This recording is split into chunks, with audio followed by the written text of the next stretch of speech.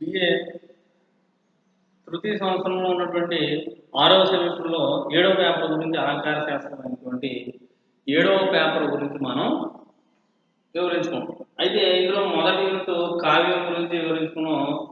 కవి, కావ్యము, నిర్వచనాలు అనే దాని గురించి మనం గత క్లాస్లో వివరించుకోవడం అనేది జరిగింది. కవి అనే శబ్దం ఎక్కడ ప్రయోగించారు, ఎలా ప్రయోగించారు, తర్వాత ఆ కవి శబ్దం ఎవరికి వాడారు అనేటువంటి విషయాలను మనం గత క్లాస్లో వివరించుకోవడం అనేది జరిగింది. ఆ తర్వాత కావ్యం అంటే ఏమిటి, కావ్యానికి కవిత్వానికి మధ్య వ్యత్యాసం ఏంటి, ఈ యొక్క కావ్యానికి ఉండవలసినటువంటి లక్షణాలు ఏంటి, అలాగే కవిత్వానికి ఉండవలసినటువంటి లక్షణాలు ఏంటి అనే దాని గురించి వివరించుకున్నాం. మనం చివరి క్లాస్లో మాత్రం ఈ కావ్యాన్ని గురించి, కవిత్వాన్ని గురించి భారతీయ అలంకారికులు అలాగే పాశ్చాత్య అలంకారికులు వారిచ్చినటువంటి నిర్వచనాలు ఏంటనేది మనం చూడడం అనేది జరిగింది. అయితే ఈరోజు క్లాస్లో మనం కావ్యం యొక్క ప్రయోజనాలు,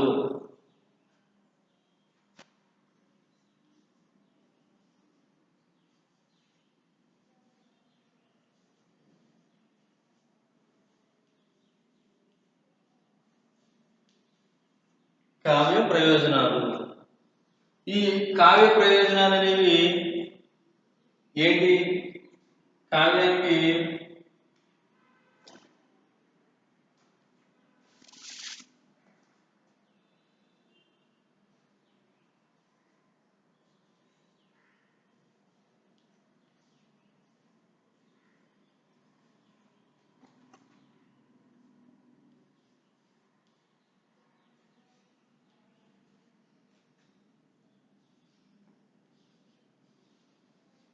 కావ్య ప్రయోజనాలు ఏంటి అనేది మనం ఈరోజు క్లాస్లో వివరించుకున్నాం.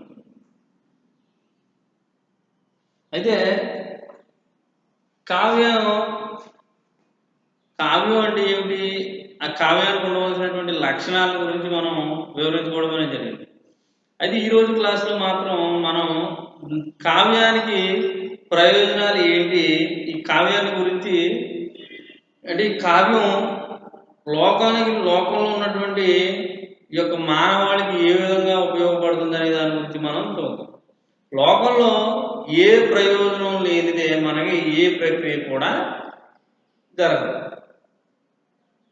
ఈ లోకంలో ఏదైనా ఒక ప్రక్రియ జరిగిందనంటే ఆ ప్రక్రియకు అందరికీ ఉపయోగం ఉండకపోవచ్చు, కానీ కొంతమందికైనా ఉపయోగం అనేది ఉంటుంది. అసలు అలా ఉపయోగం లేకపోతే అది నిరుపయోగం అయితే లోకంలో అసలు ఎలాంటి ప్రక్రియ కూడా జరగదు. కావ్య ప్రక్రియ కూడా మనకి అటువంటిదే. ఉదాహరణకి మనం సమాజంలో చూస్తూ ఉంటాం, ఒక వ్యక్తుల గురించో లేకపోతే ఒక వ్యవస్థల గురించో కొంతమంది వ్యక్తులు మాట్లాడుకుంటూ ఉంటారు. ఏంటంటే వాడి వల్ల ఎలాంటి ఉపయోగము లేదు, అసలు వాడు ఎందుకు జన్మించాడో కూడా ఎవరికి అర్థం కానటువంటి పరిస్థితి. ఈ యొక్క వ్యవస్థ అనేది ఎందుకు స్థాపించారు, ఈ వ్యవస్థ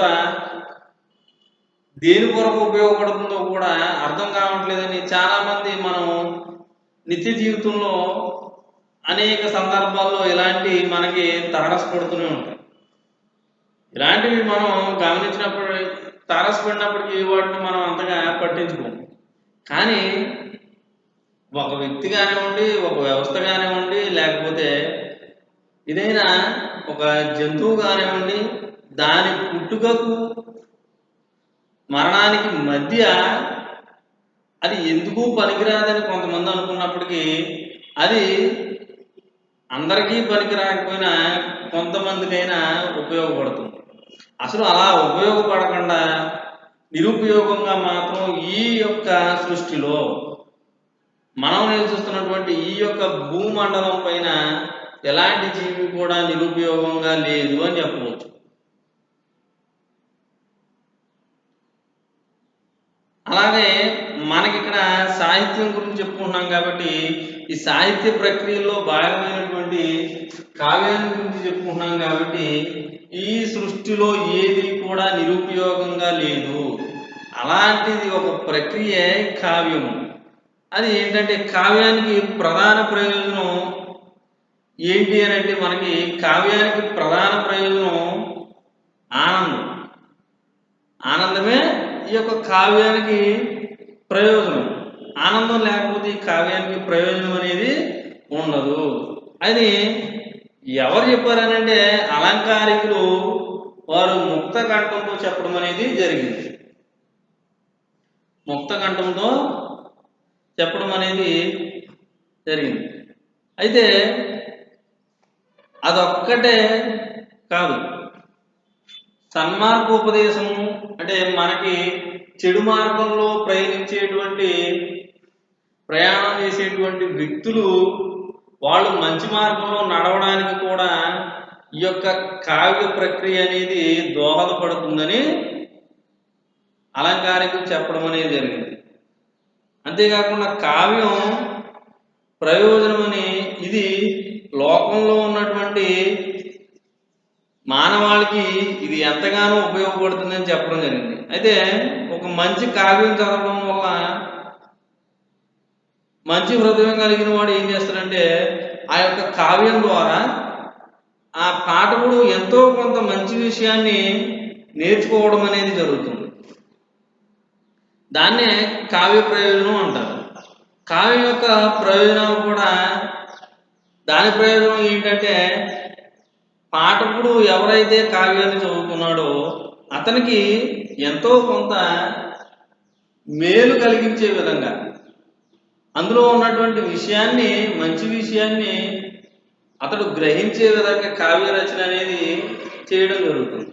అలాగే పాఠకుడు కూడా కావ్యం చదువుకున్నంతసేపు ఆనందించడమే కాకుండా అందులో ఉన్నటువంటి మంచి విషయాన్ని కూడా గ్రహించాలి.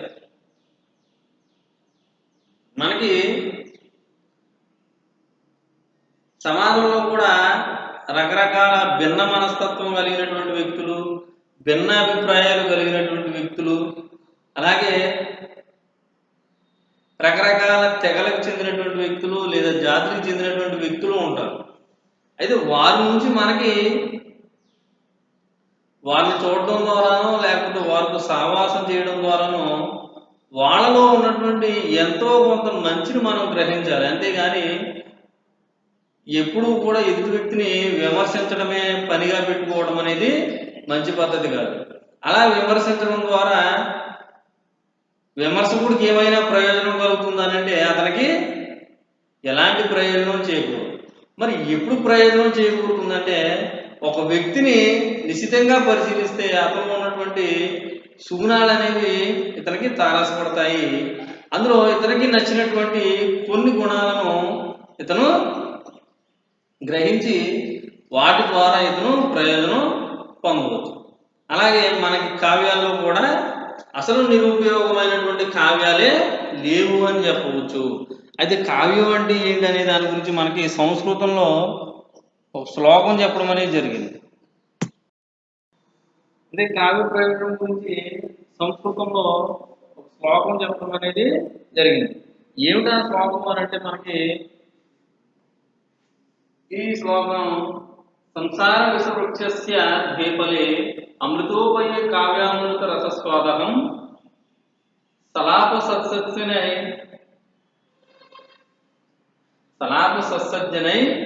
సత్సహ అనేటువంటి శ్లోకంలో కావ్యము దాని యొక్క ప్రయోజనాల గురించి చెప్పడం అనేది జరిగింది. ఏంటంటే సంసార విషవృక్షస్య ద్వీపలే అమృతోపయే కావ్యామృత రసస్వాదకం సల్లాప సత్సజ్జనై సత్సహ అనేటువంటి శ్లోకంలో చెప్పడం జరిగింది. అయితే ఇక్కడ మనకి ఈ శ్లోకం ద్వారా ఏంటంటే మనకి అర్థమైనటువంటి విషయం ఆనందం, ఉపదేశం రెండు కూడా కావ్య ప్రయోజనాలే. కావ్యం రాసినప్పుడు ఏం చేయాలనంటే పాఠకుడు ఆనందం అలాగే ఉపదేశం ఈ రెండు కూడా కావ్యం యొక్క ప్రయోజనాలు. ఆ రెండు కనుక లేకపోతే కావ్యం అనేది నిరుపయోగంగా ఉండిపోతుంది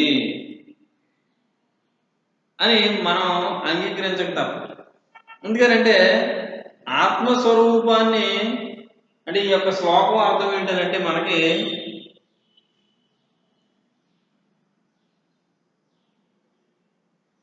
ఇక్కడ ఆత్మస్వరూపాన్ని జ్ఞానమయంగా దర్శించి ప్రవర్తించిన వారు ఋషులు. ఆత్మస్వరూపం ఏదైతే ఉందో ఈ యొక్క ఆత్మస్వరూపాన్ని జ్ఞానమయంగా దర్శించి ప్రవర్తించిన వారు ఋషులు. అయితే ఆనందమయంగా దర్శించి వర్ణించిన వారు కవులు. అంటే ఆనందమయంగా దర్శించి వర్ణించిన వారు కవులు. ఈ కవులు కావ్య ధర్మాలు మోక్షాలను విడిచిపెట్టి కవులు ఏం చేశారంటే కావ్య యొక్క ధర్మాలు మోక్షాలను విడిచిపెట్టి అర్థమును కామమును గురించి గొప్పగా చెప్పడం వల్ల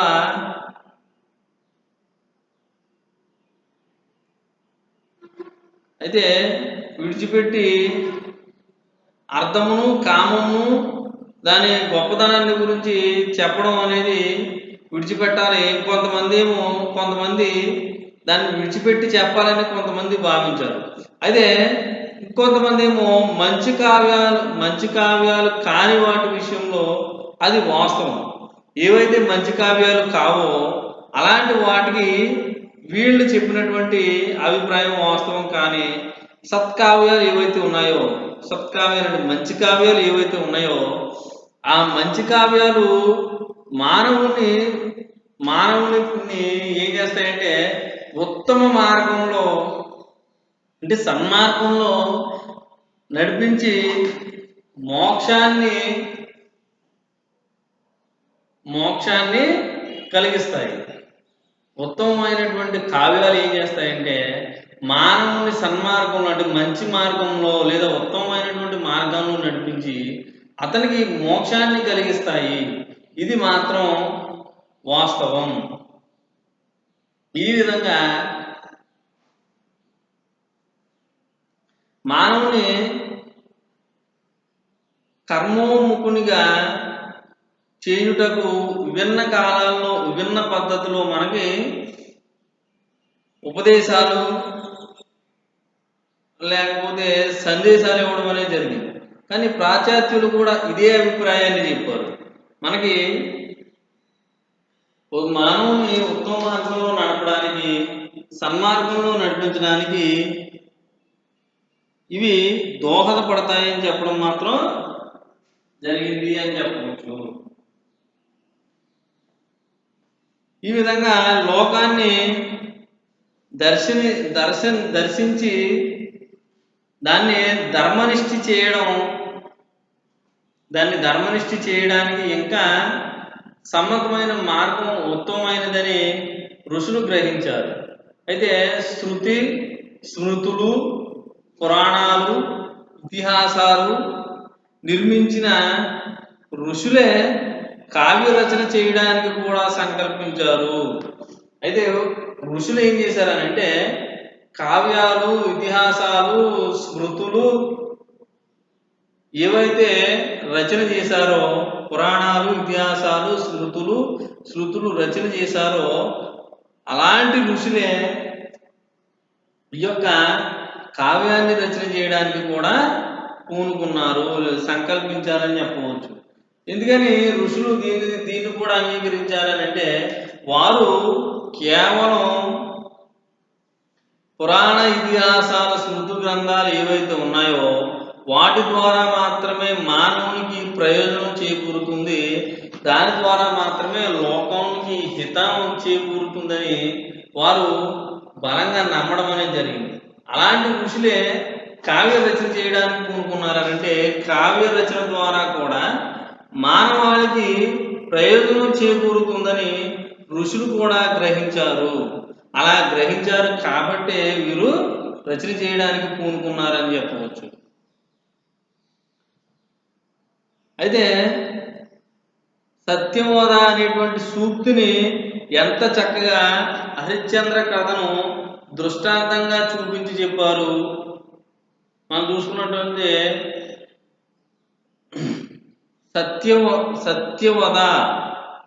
సత్యవద అనేటువంటి సూక్తిని ఎంతో చక్కగా వర్ణించి చెప్పారు. దాంతోపాటు హరిశ్చంద్ర కథను కూడా దృష్టాంతంగా చూపించి చెప్పారు. అలాగే వాల్మీకి, వ్యాస మహర్షులు కూడా రామాయణ, భారత కావ్యాల్లో ఈ విషయాన్ని కూడా వివరించడం అనేది జరిగింది. అదేంటంటే ఎందుకు వివరించారంటే వారు వివరించడానికి ప్రధాన కారణం కావ్య రచన చేయడానికి మూలం ఎవరనంటే కావ్య రచనకు మూలం కవి మాత్రమే. అందుకే నా వృష్టి కురితే కావ్యం అన్నారు. నా వృష్టి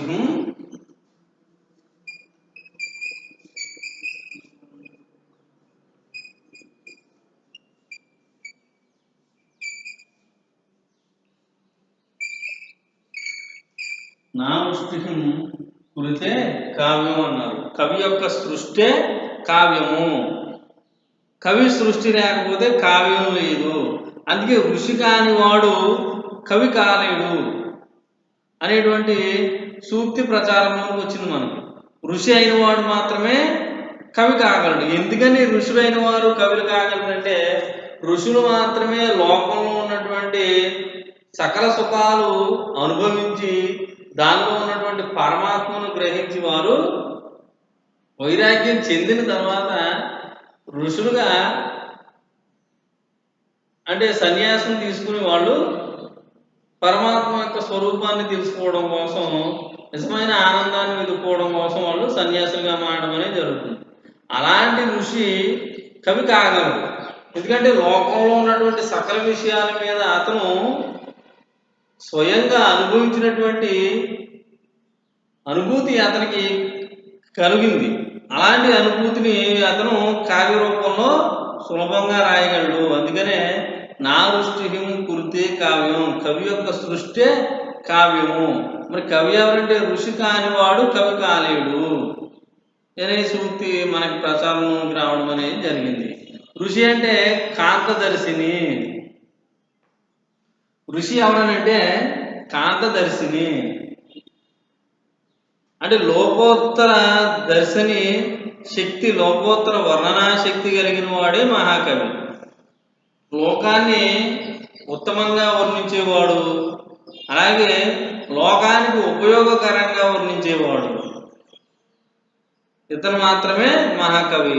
ఇలాంటి దీని గురించి భారతీయ అలంకారికుల్లో భరతుడు, బామహుడు, మమ్ముటుడు, అలాగే జగన్నాథ పండితుడు, వీరు అభినవగుప్తుడు, ఆనందవర్ధనుడు, ధనుంజయుడు, హేమచంద్రుడు మొదలైనటువంటి వారు కావ్య ప్రయోజనాల గురించి తమ రచనల ద్వారా వారి యొక్క అభిప్రాయాలను చెప్పడం అనేది జరిగింది. భరతుడు ఏం చేశాడంటే ఈయన నాట్యశాస్త్రంలో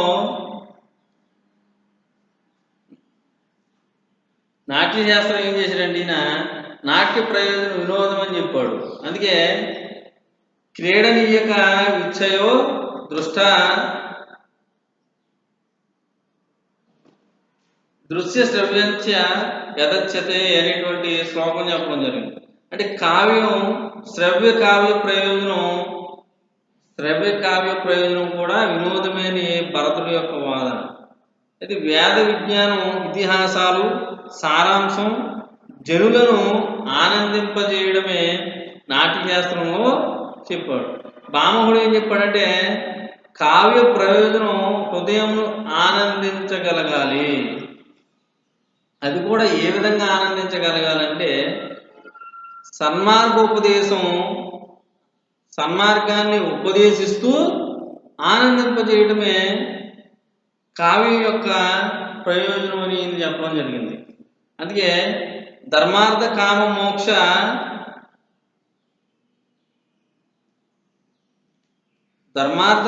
మోక్ష నైచాక్షణ్యం కళాసూచ కరోతి కీర్తి ప్రతింపి సాందకావ్య విశేషణ అనేటువంటి శ్లోకం ఈయన చెప్పడం జరిగింది.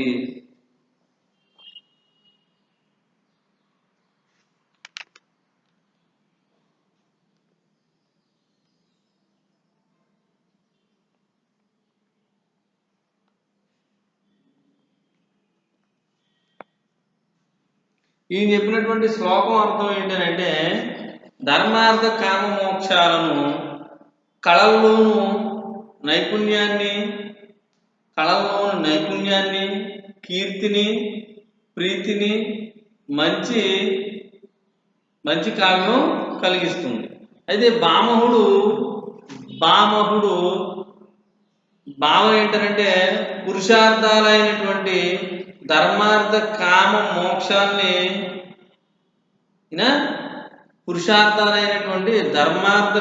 మోక్షాల్ని అలవర్చుకోవడం అనేది లలిత కళ యొక్క తెలివిని లేక జ్ఞానాన్ని తెలుసుకోవడం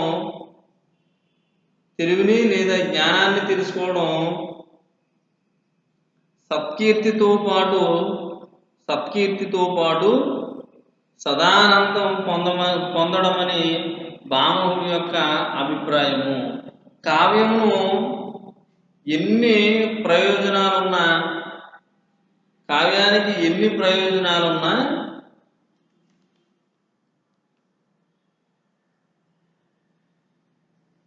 కావ్యం యొక్క ప్రయోజనం మాత్రం పరప్రయోజనం ఏంటంటే ఆనందం మాత్రమే కావ్యం యొక్క పరప్రయోజనము. అయితే కావ్యం కవికి యశస్సును తెస్తుంది. అంటే ఒక కవి కావ్యాన్ని రచన చేశాడనంటే అతనికి ఆ కావ్యం ఏం చేస్తుందనంటే యశస్సును తీసుకొస్తుంది. యశస్సు అంటే అతనికి కీర్తి తీసుకొస్తుంది. కావ్యం విద్య సమస్త విద్యలకు నియమాలు అని చెప్పడం జరిగింది. అయితే భూమాకాశాలు ఎంతకాలం ఉంటాయో మంచి కవి కూడా అంతకాలం కీర్తి ప్రతిష్టలతో ఉంటాడు. మనకి ఒక చక్కటి కావ్యాన్ని రాసి కవి దాన్ని సమాజ హితం కోసం ఉపయోగిస్తే భూమి ఆకాశం ఎంతకాలం అయితే నిలిచి ఉంటాయో సత్కావ్యాలు రచించినటువంటి కవులు కూడా భూమాకాశాలు ఉన్నంత కాలము కూడా వారి యొక్క కీర్తి లేదా మంచితనము లేకపోతే వారు రచించినటువంటి కావ్యాలు కూడా ఈ యొక్క లోకంలో కీర్తించబడుతూ దాంతో పాటు రాసినటువంటి కవిని కూడా కీర్తించబడతాయని చెప్పడం జరిగింది. మమ్మటుడు ఏం చేశాడంటే కావ్య ప్రయోజనాన్ని ఎంతో వివరంగా చెప్పడం అనేది జరిగింది. అదేంటంటే మహనీయుడు మమ్మటుడు ఈయన అనేక వాదోపవాదాలు సమీక్షించి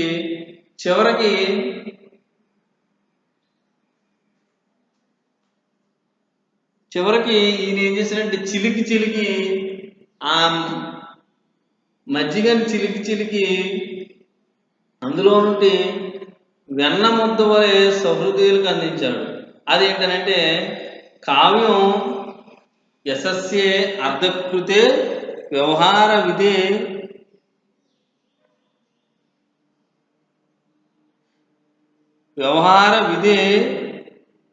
వివేత్తరక్షయతే సద్యహం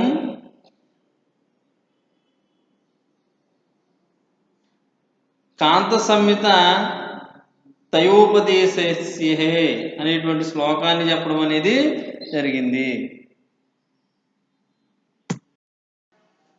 ఈయన మమ్మటుడు కావ్యం గురించి కావ్యం యొక్క ప్రయోజనం గురించి ఈయన ఒక శ్లోకం చెప్పడం జరిగింది. ఏంటంటే కావ్యం యశస్సే అర్ధకృతే వ్యవహార వివేక రక్షతే సద్యహం పరనిర్వృత్యసే కాంత సంహిత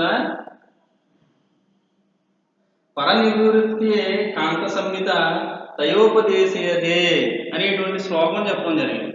దీని అర్థం ఏంటంటే మనకి కావ్యం వల్ల కీర్తి, అర్థం, వ్యవహార జ్ఞానం, అలాగే అమంగళ నాశనం, సమానాంతర పరమానందము అలాగే కాంత సంహిత యొక్క ఉపదేశం లభిస్తుంది. కానీ వీటన్నిటికంటే ప్రధానమైనది ఆనందమే అని మమ్ముటుడి యొక్క అభిప్రాయము. ఈయన ఈ చెప్పినటువంటి కావ్య ప్రయోజనం గురించి చెప్పినటువంటి ఇందులో కావ్యం యశస్యే అర్ధకృతే వ్యవహారకృతే వివేక రక్షతయే సద్యహం పరనిర్వృత్యయే కాంత సంహిత తయోపదేశయతే అనేటువంటి శ్లోకంలో ఇక్కడ కావ్యం యొక్క ప్రయోజనాన్ని గురించి వివరించడం జరిగింది. మరి కావ్య ప్రయోజనాన్ని ఎంత విపులంగా వివరించినప్పటికీ చివరకు వచ్చేసరికి కావ్యం యొక్క ప్రయోజనం ఏంటి అని అంటే కావ్యం యొక్క ప్రయోజనము ఆనందము. కావ్యం యొక్క ప్రయోజనము ఆనందం అని చెప్పడం జరిగింది. అయితే మమ్ముటుడి అభిప్రాయాన్ని విపులంగా పరిశీలించి ప్రయోజనాన్ని మొత్తం ఈయన యొక్క అభిప్రాయాన్ని విపులంగా పరిశీలిస్తే కావ్యం యొక్క ప్రయోజనం మొత్తం ఎన్ని విధాలుగా విభజించవచ్చు అంటే 2 విధాలుగా విభజించవచ్చు. అది ఒకటి లౌకికము, 2 అలౌకికము. లౌకికము అంటే మళ్ళీ లౌకికంలో 3 విధాలుగా విభజించడం అనేది జరిగింది. అదేంటంటే యశస్సు కొరకు, 2 అర్థం కొరకు, 3 వ్యవహార జ్ఞానం కొరకు. లౌకికంలో ఈయన యొక్క అభిప్రాయాన్ని పరిశీలిస్తే దీన్ని 2 విధాలుగా విభజించడం అనేది జరిగింది. మొదటిది ఏంటి అని అంటే లౌకికము, 2 అలౌకికము. లౌకికంలో మళ్ళీ 3 విధాలుగా విభజించడం అనేది జరిగింది. ఒకటి యశస్సు కొరకు, 2 అర్థం కొరకు, 3 వ్యవహార జ్ఞానం కొరకు. యశస్సు యుగ యుగాల నుండి కవులు సంపాదించబడినటువంటి ప్రధానంగా యుగ యుగాల నుంచి కవులు సంపాదించుకున్నటువంటి జ్ఞానం ఏంటంటే యశస్సు. మానవ చరిత్రలో